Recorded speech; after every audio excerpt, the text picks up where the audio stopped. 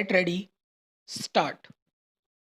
In the present case, the respondents in the writ petition had raised a specific plea of delay as a bar to grant relief to the petitioners. Stop.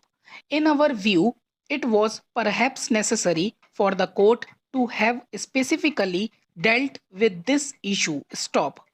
It is now well settled that a person who seeks the intervention of the High Court under Article 226 should give a satisfactory explanation of his failure to assert his claim at an earlier date. Stop.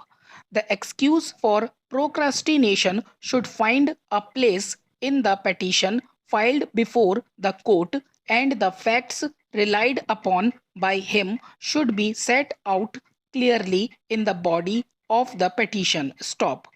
An excuse that he was agitating his claims before authorities by making repeated representations would not be satisfactory explanation for condoning the inordinate delay in approaching the court. Stop. If a litigant runs after a remedy not provided in the statute, it cannot be a satisfactory explanation for condoning the delay in approaching the court. Stop. On this issue, we have heard the learned counsel for the parties in great detail, since the immovable property rights of the parties are involved. Stop. In our considered view, there is no explanation, much less satisfactory explanation, offered by the respondents in approaching the writ court after an inordinate delay of nearly 15 years from the date of the notification issued under the Evacuee Property Act. Stop.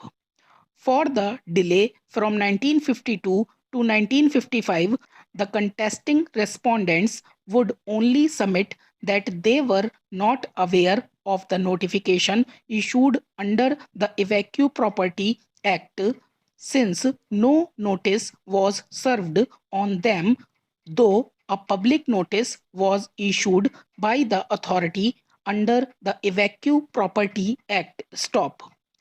While explaining the delay of nearly 11 years from 1955 to 1966, they contend that they were in possession of the property and they were making representations before the authorities under the Evacuee Property Act for redressal of their grievance. Stop. The delay after the orders were passed by the Settlement Commissioner in the year 1983 till the writ petition was filed in the year 1990, it is explained that they had moved the state government suo motu to revise the order passed by the Chief Settlement Commissioner, and since the state government returned their request, they had approached the High Court to issue directions to the state government to issue appropriate directions. Stop. In our considered view, there was inordinate delay in approaching the authorities for redressal of their grievance. Stop.